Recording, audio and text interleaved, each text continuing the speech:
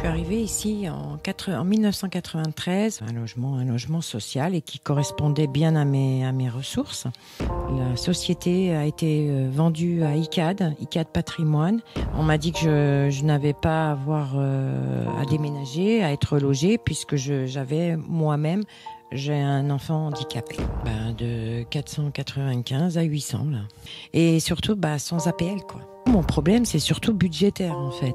Je touche 980 € d'allocation chômage et pour payer 800 € de loyer plein pot. Voilà, tous les soirs je refais mes comptes. Quand il vous reste 200 € pour vivre, c'est compliqué. Mais je le vis très mal, bien sûr.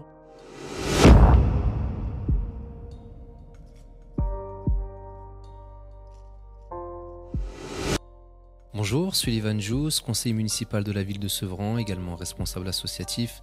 Je veille au respect de la dignité humaine et au respect de l'égalité devant la loi. Je vais vous laisser le soin de vous présenter, s'il vous plaît. Voilà, bonjour, déjà. Je m'appelle Isabelle Gressier. Voilà, je suis au 1 Léampère, à Tremblay. Enchanté. Donc on est, comme vous le dites, 1 allée Ampère à Tremblay en France. Alors dans un logement que vous habitez depuis un certain nombre d'années, qui était initialement un bailleur social, qui a été racheté par du privé. Et c'est ça qui nous occupe aujourd'hui parce que cela a engendré certaines problématiques dans votre situation de tous les jours. Donc je vais vous laisser nous raconter un petit peu comment s'est déroulé votre arrivée dans les lieux et aujourd'hui ce dont à quoi vous devez faire face. En fait, je suis arrivée ici en 1993, voilà, avec mes 3 enfants. C'était la SIC Gestion, donc un logement social et qui correspondait bien à mes ressources. Voilà, je travaillais, j'ai toujours travaillé en université comme chargée de mission. J'avais donc un salaire de à peu près 1200, 1300 €. Mais bon, voilà, le loyer était modéré et j'avais l'APL surtout avec mes 3 enfants, ce que je n'ai plus aujourd'hui. Et depuis 2003, la société a été vendue à ICAD Patrimoine. Et de ICAD, c'est passé à Foncia, mais c'est toujours du privé. Et donc, les appartements sont vendus.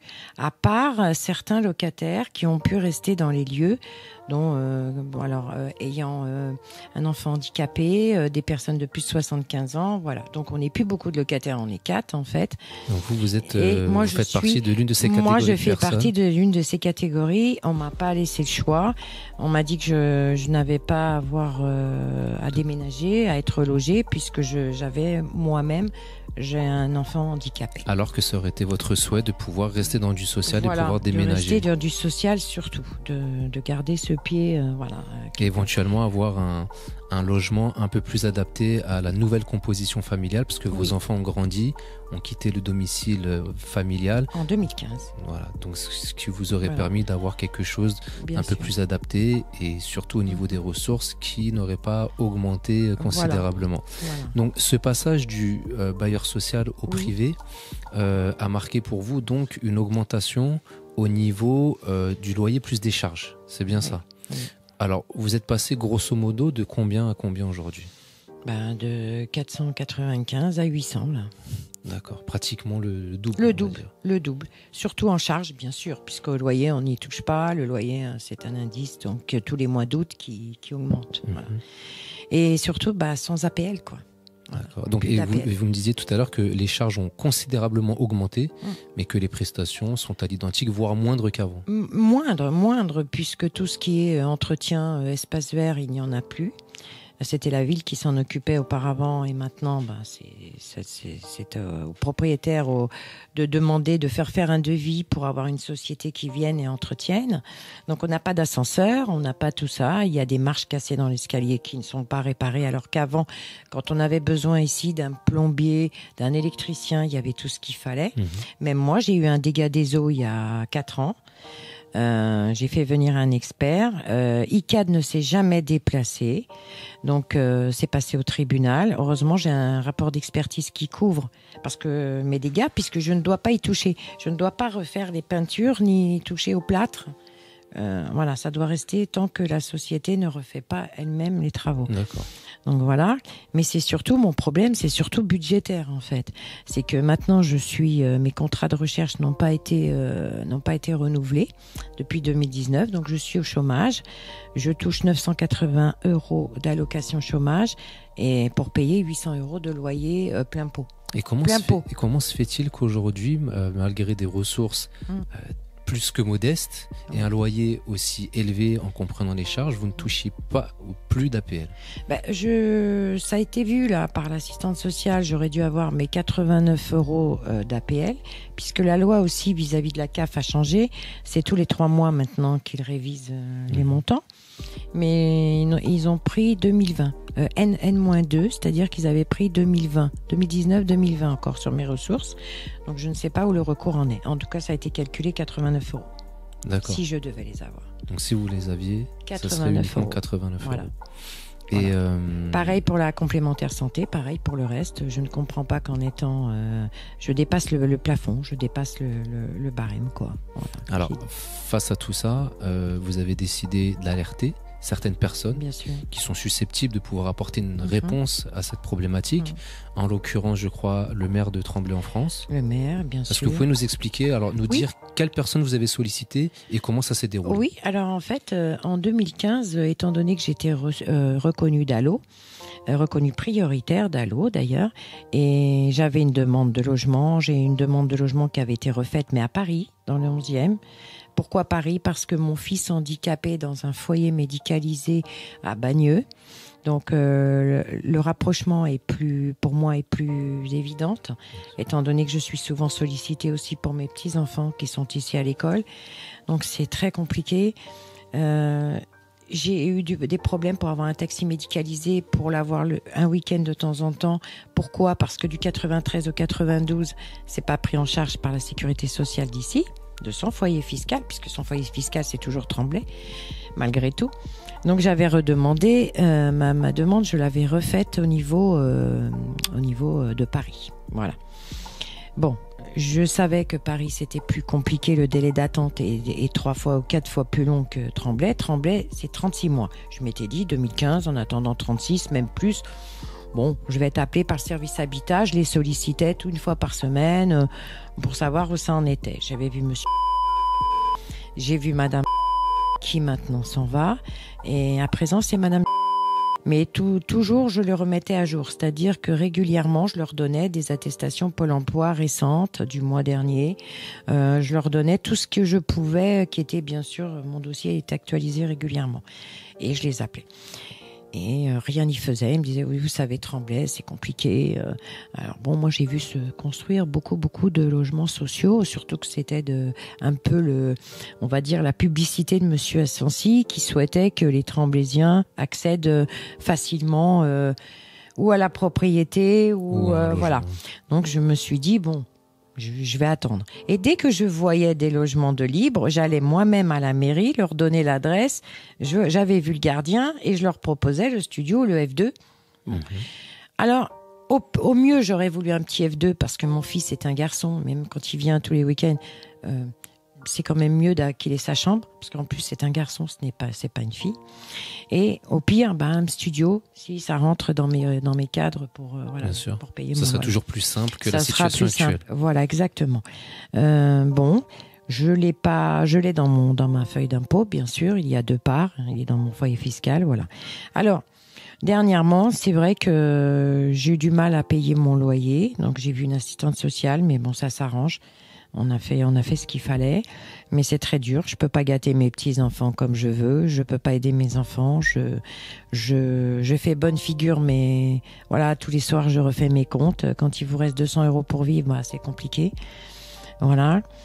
Donc, même ne serait-ce que pour les dépenses nécessaires de survie, ça doit pas forcément. Et il n'y a pas que le loyer. Je suis mensualisée au niveau EDF. J'ai pas reçu de chèque énergie alors que j'y avais le droit depuis 3 ans. En fait, seulement cette année, je crois, je vais réussir à avoir 67 €. Mais il y a beaucoup de droits qu'on ne connaît pas. Et même si on va au-devant de l'information, mais vous savez, on vous la donne pas facilement. C'est sûr. Il y a des choses que j'avais le droit aussi avec mon enfant, comme aide, comme PCH, comme plein de choses, et que je n'ai pas eu. Voilà. Donc j'apprends ça aujourd'hui, qu'il est trop tard, on va dire trop tard, puisque maintenant il est dans ce foyer médicalisé, donc j'y ai plus le droit du tout. C'est vraiment dommage qu'on n'informe pas les gens assez tôt des droits qu'ils ont. Voilà, je trouve ça navrant. Donc là, la dernière fois, je suis partie au service habitat, je reconnais, un peu énervée, mais normal. Moi, je trouve ça normal d'être un peu énervé, stressé. On n'en peut plus, en fait, on craque et un matin on se dit... Surtout qu'on ne sait pas comment on va terminer le mois, ce qui va advenir des prochains mois. Oui, et c'est surtout l'anniversaire de mon petit-fils qui m'a, je pense, un peu forcé à être dans cet état parce que je savais pas comment lui faire et comment lui faire plaisir et quoi lui offrir. Donc je suis partie au service habitat et j'ai dit maintenant ça suffit, s'il vous plaît, regardez bien, vous avez certainement quelque chose pour moi. Et surtout que tout le monde vous dit, que ce soit aux impôts ou une instance sociale ou n'importe quelle administration, on dit ah non mais même vous n'avez pas le droit, vous êtes surendetté, vous ne pouvez pas avoir ça de rentrée d'argent et payer ça. Mais c'est logique. Mais c'est le serpent qui se mord la queue parce que on vous dit ça, mais on vous laisse dans cette situation. Et quand j'ai tiré le signal d'alarme en 2015 que mes enfants partaient de la maison, que de toutes les manières j'aurais une baisse d'APL, que je pourrais plus assumer un loyer, et puis que c'est idiot quand le recensement vient chez vous. Je sais pas, ça peut faire plaisir à une famille, hein, F4. Sachant qu'à côté de ça, le fait que vous libériez un F4 pour partir dans plus petit, ça permet à une famille qui s'agrandit à contrario de bénéficier d'un logement plus grand et on sait que c'est extrêmement demandé en plus. Et même la société, je les ai appelés, je leur ai dit vous voulez vendre les appartements, vous demandez que ça que je parte. Il n'y a pas possibilité, même ailleurs, Foncia, quand ça a été Foncia, on sait qu'il y a des agences immobilières Foncia à Paris, on sait qu'ils ont la possibilité d'échanger des logements. Quand j'ai signé un avenant de I4, c'est devenu Foncia, je me suis dit ils vont peut-être pouvoir me proposer quelque chose ailleurs. Non. Et ils m'ont rien proposé. Et c'est compliqué, comme c'est pas social, je peux pas faire un échange standard. Donc voilà. Et là, j'ai madame qui m'a sorti du chapeau, de son chapeau, une fiche en me disant j'aurais quelque chose pour vous. Si vous voulez, je vous fais signer un bon de visite. Voilà, un studio qui s'est libéré. Donc c'était très récent, c'était au début du mois d'octobre. Là, début octobre, le 4 ou le 6 octobre. C'était vraiment récent. Et le bon de visite, ça a été tout de suite. Tant mieux, j'appelle, j'y vais, je m'accorde avec la régisseuse et elle me dit, demain matin 9h. Ok, 9h, pas de souci, tellement contente, enfin. Peut-être une issue de secours. Mais je trouvais quand même bizarre que d'un coup, comme ça, en ayant tapé un peu plus sur la table que d'habitude, on me sorte comme par hasard une proposition. Une proposition que je demande depuis des années. Et donc arrivé sur place. Cette dame me dit, la régisseuse me dit très gentiment, elle me regarde et je trouve ça très suspect. Elle me dit non, ce n'est pas pour vous, Madame Gressier. Et je la regarde, je lui dis mais c'est pas pour moi. Attendez, si, regardez, j'ai un bon de visite. Je comprends pas bien en fait. Bon. Et elle me dit il y a eu des problèmes dans ce studio, des squatteurs. On a été obligé tout a été cassé, donc il y a plus de cuisine, il y a plus de bloc cuisine, il y a plus de prise même pour brancher une plaque ou quelque chose. Je comprends pas qu'on vous ait envoyé visiter ce studio. Sachant que donc, si j'ai pu voir, parce que vous nous avez présenté tous les documents qui attestent tous vos dires, c'était un logement qui appartient à la société Logirep. C'est Logirep. Et donc, on va dire que le bailleur plus la municipalité vous propose un logement qu'ils savent être plus ou moins dévasté par des personnes qui l'ont squatté, mais n'ont même pas pris le soin de le remettre en état avant de vous le proposer. Ils ne peuvent pas en fait. Ils ne veulent pas même. M'a dit la régisseuse, il ne sera jamais mis en état. Ce sera juste pour une étudiante qui voudra juste, qui ne fera pas de cuisine, qui sera, c'est comme une petite chambre de bonne. Mais moi je lui dis, écoutez, même dans une chambre de bonne, parce que Paris, j'y ai quand même habité longtemps, on a toujours un petit bloc, une petite kitchenette. Il y a toujours, même dans certains hôtels. Ça fait partie du minimum pour la dignité. Même dans certains hôtels, oui, dans n'importe quel, voilà. Donc j'ai dit, écoutez, ça fait penser un petit peu à un box pour voiture, quoi. Voilà. Donc vous avez logiquement refusé cette proposition. J'ai refusé et elle s'est proposée de valider mes dires. Donc en fait, elle a appelé madame. Elle l'a appelé, elle a écrit, parce que sur le bon de visite, il y avait bien sûr 2 cases à cocher. On accepte ou on n'accepte pas. Mais si je mets, je refuse. Il faut justifier pourquoi. Et je justifie. Là, c'était très important de justifier, parce qu'après, ils diront, ben voilà, elle nous demande un logement et elle n'en veut pas. Bien sûr. Excusez-moi, non, je veux pas d'un parking, je veux pas d'une tente au bord du canal de l'Ourcq et je veux pas d'un box. Il faut un minimum voiture. de dignité, bien Voilà. entendu, c'est normal. Voilà. Donc, surtout pour recevoir mon fils, quoi. Et donc, elle a écrit elle-même, voilà. Elle a un ami qu'en effet, il n'y avait pas de possibilité de cuisine. Et donc, aujourd'hui, toujours pas de nouvelles propositions. Non. Donc, comme je disais tout à l'heure, je crois savoir que vous avez un jour rencontré Monsieur Assensi directement pour lui faire part de votre situation. Et je crois que vous avez rencontré aussi Madame Autain, qui est la députée de la circonscription. Comment se sont déroulées ces rencontres? Madame Autain, quand je l'ai rencontrée, en fait, c'était à Sevran, lors des municipales. Voilà, et j'étais avec une amie et on a discuté. Et ensuite, elle vient boire souvent son café au café de la gare. Donc, on a reparlé et je lui ai exposé aussi mon problème. Je lui ai dit, voilà, non, ça va pas. Bon, elle s'est proposée pour faire un courrier pour moi, mon ami aussi, pour d'autres situations, je pense. Qu'elle a fait. À l'attention du maire et du préfet. Et du préfet, puisqu'elle a vu en effet que mon numéro unique départemental aussi avait été fait à Paris.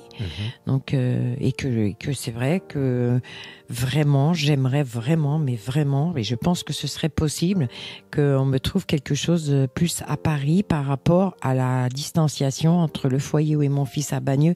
Et voilà. Surtout que le métro arrive bientôt. Et même sans métro, je mets un quart d'heure pour aller le voir. Et il faut que je me déplace souvent quand même au foyer. C'était un courrier assez percutant Un courrier où elle expose ma situation. Comme qui n'a quoi pas je donné suis suite. seule, j'ai un enfant handicapé. Mais qui n'a pas connu de suite. Pas du tout. D'accord. Aucune suite. Et Monsieur Assensi, lorsque vous lui en avez parlé directement? Ah non, mais Monsieur Assensi, je n'arrive pas à avoir un rendez-vous. Ça fait depuis pas mal de temps. Où je pense que je ne pourrai pas le voir. Je pense pas qu'il me recevra. Il a été très malade déjà. Donc, est-ce que c'est le Covid, comme il a été longtemps en réanimation, est-ce que c'est ça qui a fait que? Je ne sais pas. J'ai rien de méchant à dire, mais juste qu'on n'a plus de mère à Tremblay, quoi. Moi, je le dis, on n'a plus de mère à Tremblay. Voilà. Et vous disiez que c'est un sentiment qui est partagé par d'autres personnes? C'est partagé même par des personnes qui travaillent au sein de la mairie. Voilà. D'accord. Et aujourd'hui, il faut le dire parce qu'ils ils ont un mal-être qui se ressent même dans leur façon d'être et de parler aussi, même que ce soit à l'état civil ou dans d'autres bureaux, dans d'autres services, ça se ressent. Voilà. D'accord. Elle est vouée à je sais pas, à se gérer elle-même en fait, cette mairie maintenant. Il n'y a plus de bâtisse, il n'y a plus de. Vous sentez la différence? Il n'y a plus de cadre. Ah oui, avec avant, complètement. D'accord. Les adjoints, c'est pareil. On écrit, qu'on envoie un mail ou qu'on envoie. Non, on n'a aucune réponse, même pas d'une secrétaire, même pas de. Voilà.